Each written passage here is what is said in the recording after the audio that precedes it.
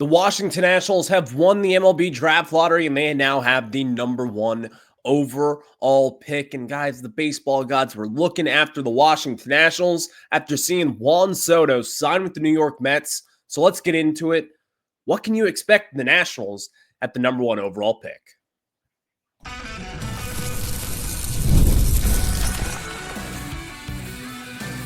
You are Locked On Nationals, your daily Washington Nationals podcast, part of the Locked On Podcast Network, your team every day. And thank you all for making Locked On Nationals your first listen every single day, as we are free and available wherever you get your podcasts. And of course, I'm your host, Ryan Clary. You can catch me over on Twitter at RyanClary11 and as well as our show page at LO_Nationals. For all your latest Nationals news and notes, check us out over on Twitter. And of course, search up Locked On Nationals wherever you get your podcast, whether it's over on Apple, Spotify, iTunes, wherever you get it, including on YouTube. Search Locked On Nationals and hit that subscriber button. Later on in today's program, we're going to get into some of the latest Washington Nationals rumors, as there have been some rumors, but some of these rumors are not that good for the Washington Nationals. In the second segment, kind of diving into the draft, could the Nationals try this strategy where you kind of sign, or you, for the number one overall pick, you come to an agreement with someone with a little bit of a lesser pedigree than the number one overall pick, take less money and use that later on to get guys, which we have seen the Nationals use in years past here recently. So could the Nationals get into that again at number one overall? I'll tell you about that later on in today's program. But your Washington Nationals have won the MLB draft lottery. And of course, this is great news. Before we get into it, you can start the season with a big return on FanDuel. New customers can place a $5 bet, and you'll get started with $150 in bonus bets if you win your first $5 bet. Just visit FanDuel.com to get started. So we get started today with the Nationals winning the MLB draft lottery. And first and foremost, I kind of had a sneaky feeling that the Nationals would have good luck in this. If you guys remember last year, the Nationals were not allowed to pick inside the top 10 or whatever, because the recent 2 years they were in the lottery and they couldn't pick inside the top 10 because they've already previously picked inside the top 10. That's the new MLB draft rules. Well, last year we found out that the Nationals won the lottery, and they should have had the number one overall pick last year, which was then awarded to the Cleveland Guardians this past summer. So entering this draft, I was like, well, what are the odds they win it back-to-back years? They had a 10.2% chance to win the lottery to earn that number one overall pick, which was the fourth best odds in all of baseball. Well, the Nationals did it again. And now, for the third time in Washington Nationals history, they will have the number one overall pick. I don't need to share you the information about the two previous number one overall picks. It was Steven Strasburg in 2009 and Bryce Harper in 2010. Worked out pretty well, considering a multi-time MVP winner and then a 2019 World Series MVP with Steven Strasburg. And the fact that the Nationals got this far to earn the number one overall pick is pretty astounding. Because again, the Nationals were 71-91 this past season. They weren't good, but they also weren't that bad. And you have James Wood, you have Dylan Cruz, both guys who have been number one prospects in all of baseball at some point in time. Dylan Cruz entering 2025 is the number one prospect in all of baseball. And now you get to add the largest draft pool here in all of baseball since you have the number one overall pick. And also, you're going to be adding a top 10 prospect in all of baseball, whoever the number one overall pick will be. And let me just tell you this, the number one overall pick should be a slam dunk.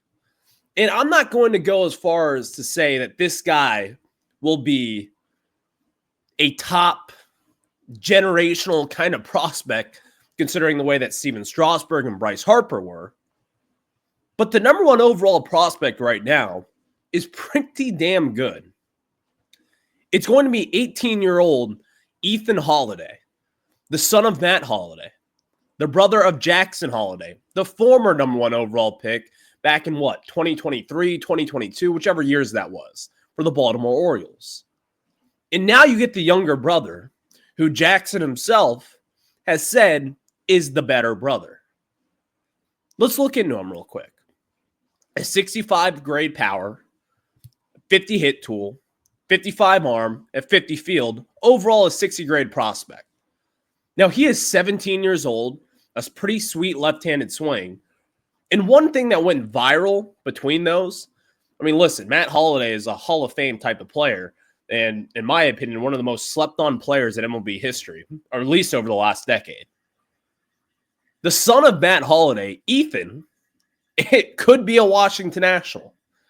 And also considering that Jackson is already a Baltimore Oriole, I'm not going to get ahead of myself here, but still, hear me out. Jackson Holiday, Baltimore Orioles. Ethan Holiday, Washington Nationals. The Beltway rivalry could be back and better than ever. And that's kind of what we look at right now. The Nationals are set up in a great position all of a sudden to, again, rejuvenate this farm system that needs a lot of help. The Nationals farm system is better than it has been over years past. But now you get the number 1 overall prospect in this year's draft class, and you get the opportunity to select a potential generational kind of guy with Ethan Holiday. But also the Nationals, there are other players in this draft. In my opinion, this is a relatively loaded draft class, especially at the top. It's not considered to be too deep, but overall, this is a pretty damn good class. And the Nationals getting the number 1 overall pick is going to be incredible for them. But I do want to get into this because I just think it's a wacky story. Matt Adams was our representative yesterday, which, by the way, seeing all the representation from other teams out there, I was kind of like, why the heck do you have Matt Adams there? Why not? Why isn't Ryan Zimmerman there? Or someone who really means a lot to this organization. Matt Adams, 2019 World Series champ, loved the guy, but still, well, we found out that from what it sounds like, it was a last-minute thing. Mike Rizzo was walking around the MLB winter meetings like this time yesterday, and he bumped into Matt Adams, and Matt Adams was not supposed to be our rep. He was looking for a coaching job at the MLB winter meetings, looking to kind of circle around and find opportunities and talk to GMs and talk to different coaching staffs to try to get on a major league roster or staff, whatever. Well, Mike Rizzo bumped into him yesterday, and knowing that he's a 2019 world champ, knowing that they need a rep in the MLB draft lottery, he asked him at like around 2:30 and said, hey, would you want to be our representation for tonight at the draft lottery? He said, sure. Matt Adams, big city, is our good luck charm. He's won a World Series here, and now as our draft rep, he won us the draft lottery. Matt Adams, you are a king, an absolute king. I thought that was a great story. And again, it's kind of one of those things where the Nationals just, it's not the best of looks in my opinion, but I don't care about that too much. It's kind of funny. But overall, Matt Adams was just there walking around in winter meetings. Didn't know that he was going to be representing the Nationals that night in the draft lottery. Then won the draft lottery. That was a pretty damn cool story. So sitting here today, the draft is going to be coming up in the All-Star break, mid-July this season. I mean, the Nationals have the number 1 overall pick, and this is going to be a huge, huge thing for this Nationals team. They need some good luck. They need some good karma, and they had some good karma finally fall their way. Well, let's get more into some draft prospects, and as well, could the Nationals try a new strategy that they did do last year? And again, if you kind of look at it, it would not be that surprising if the Nationals try to go this new route yet again with the number 1 overall pick, and maybe not even end up with Ethan Holiday. I'll explain that after we tell you guys about some of our very good friends over at FanDuel. And of course, FanDuel, guys, you guys know that they are the king of the NFL, and you can get ready to tackle the NFL action with FanDuel. America's number one sportsbook, because right now new customers can bet $5 and get $150 in bonus bets if you win. The FanDuel Sportsbook app gives you everything you need to place live bets on the NFL all in one place. And you get a hunch in the middle of the game. You can check out the latest stats, view live play-by-play, and so much more on the same page where you place your bets. Just visit FanDuel.com to join today. You'll get started with $150 in bonus bets if you win your first $5 bet. Maybe you want to put in a Jaden Daniels anytime touchdown score, and as well as a deep cut, a Chris Rodriguez Jr. touchdown prop for this weekend. You can get started with $150 in bonus bets if you win that first $5 bet with FanDuel. All you have to do is visit FanDuel.com and never waste a hunch and make every moment more with FanDuel, America's number one sportsbook. Thank you all for making Locked On Nationals your first listen every single day, as we are free and available wherever you get your prospects. Podcast. Geez, it's one of those days here. Well, let's get into it, because the Nationals, they've got the number one overall pick. Now, what do you do with it? There's a couple different ways that the Nationals could go here, but I want to explain kind of like the unbeaten path here. The Nationals in years past, under Mike Rizzo, have always taken the top player available.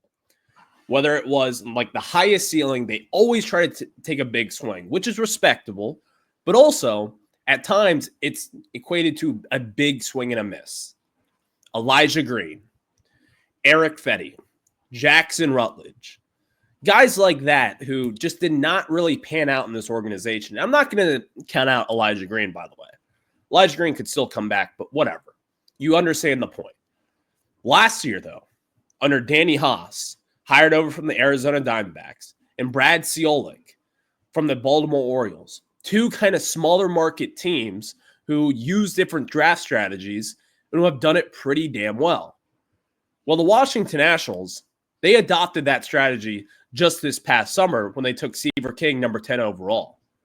And Seaver King was a good prospect, but he was not considered to be a top 10 guy in last year's draft. They cut a deal, saved a little bit of money, who then got them Luke Dickerson down the line in the third round. The Nationals could end up doing that yet again this year at number one overall. And would it be smart to do that? I think it would be, but overall, I would like to see the Nationals go chalk here. You have to add impact in this organization.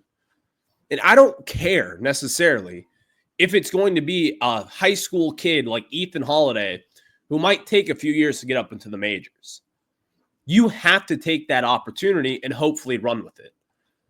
Because again, let's say the Nationals were to cut a deal with someone, whether it be like Jamie Arnold from Florida State, the left-handed pitching prospect who is coming off a very good season, or Tyler Bremner from UC Santa Barbara. You probably haven't heard of those names unless you're deep into college baseball. But these are guys who are like the number 3 prospect and number 4 prospect in this year's draft class.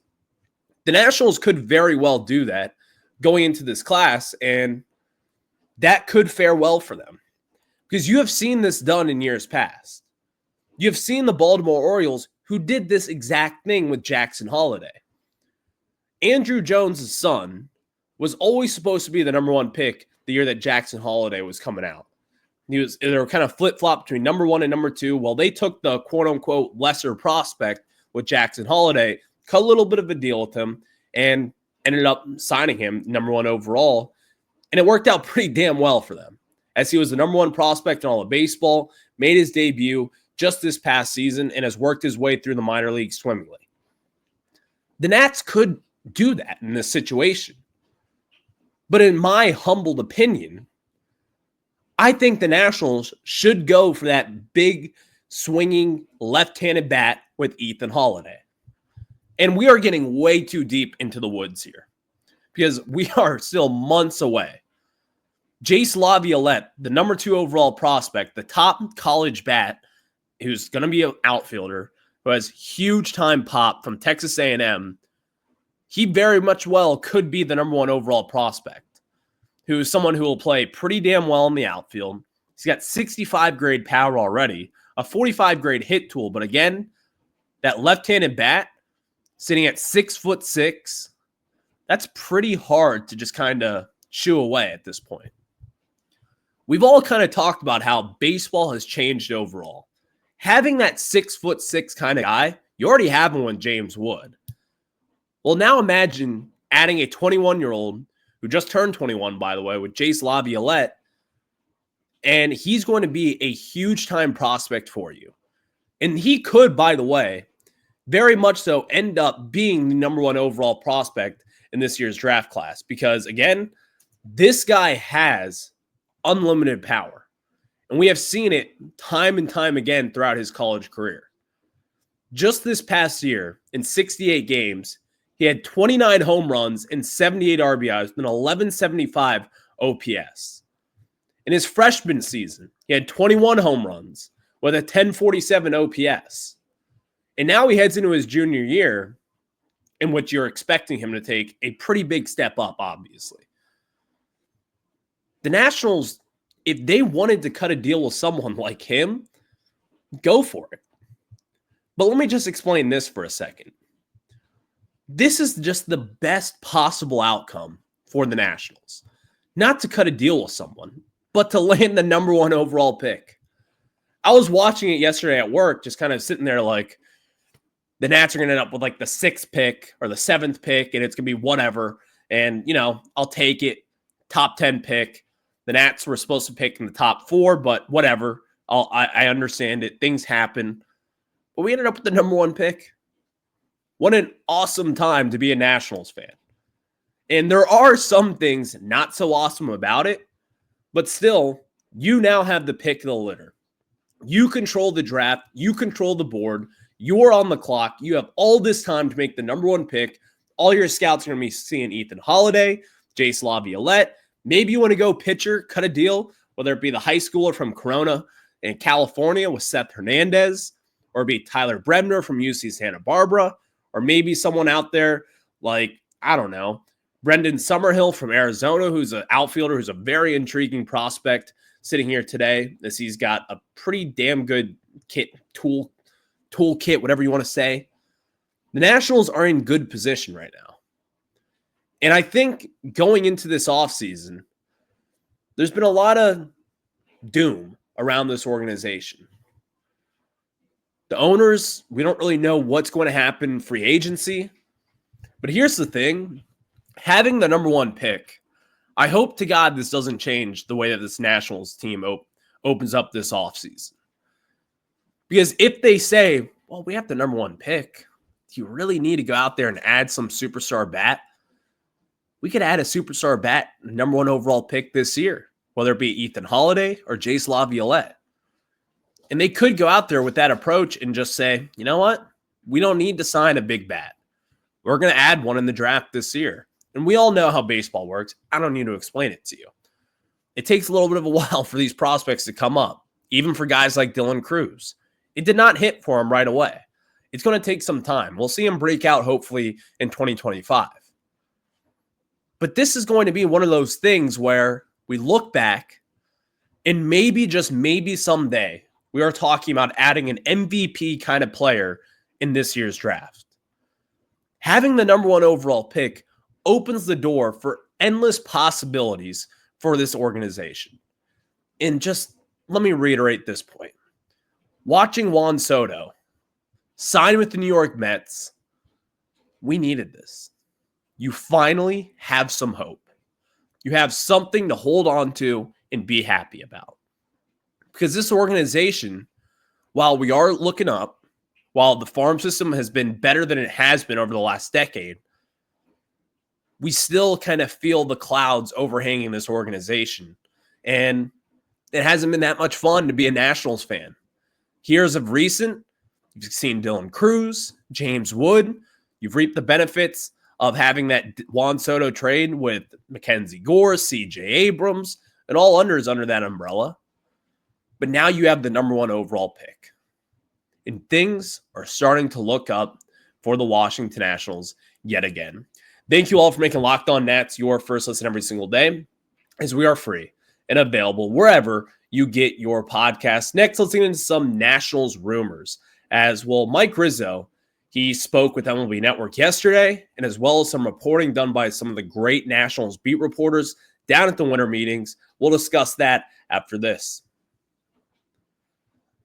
Thank you all for making Locked On Nationals your first listen every single day, as we are free and available wherever you get your podcast. So let's get into some Nationals rumors. As we all know, the winter meetings are ongoing here, and the Nationals, they still need help. Mike Rizzo was talking with MLB Network yesterday, and this is the exact quote that he used. Now is not the time to hit the brakes. It's time to hit the gas. You would think that that points to the Nationals making a splash decision here. Well, Max Fried, a left-handed pitcher, just signed the biggest contract for a left-handed pitcher in the entire sport to be with the New York Yankees. He's off the charts at this point. Pete Alonso, Christian Walker, both are still out there. Now, Andrew Gold in the Washington Post has said that the Nationals have talked with Christian Walker's reps. We haven't really heard anything concrete about Pete Alonso yet. I would expect the Nationals to at least check in on him and check a price and see what will happen and see what the contract would look like for a Pete Alonso kind of player. And let's just say the Nationals add Pete Alonso or a Christian Walker type. That doesn't really resolve all their problems right now. You need a top starting pitcher as well. And you also need some other help in that situation. Maybe the Nationals go out there and try to add someone like name that starting pitcher, a Jack Flaherty type, and as well as adding a Christian Walker or Pete Alonso, you're looking pretty good. And also, I will say this, because David Martinez spoke to the media a few days ago, and I thought this was really interesting. Cade Cavalli, they talked about him a lot, and they said that, and this is not the entire quote here, but still, it's no guarantee that he's going to be on the opening day roster, meaning he could work his way up into the majors. And how would you feel about that? Excuse me as I caught my own sneeze there, but you understand the point. Cade Cavalli, while we still think he could be an impact starting pitcher for this team, seeing those quotes, he's going to have to work his way up to the majors after missing 2 full seasons practically of baseball, not pitching, not starting, not getting innings over the last 2 years, recovering from Tommy John. It's going to take some time for him to ramp back up and get back into the swing of things. But overall, the Nationals, they're sitting pretty right now. You've got money to spend. You now have the number 1 overall pick, and things are finally starting to look up for the Washington Nationals. So thank you all for making Locked On Nats your first listen every single day. I will catch you guys on the flip side. Your Nationals, they've got the number 1 overall pick. Let's go. I'll catch you on the flip side. Have a good one. Go Nats.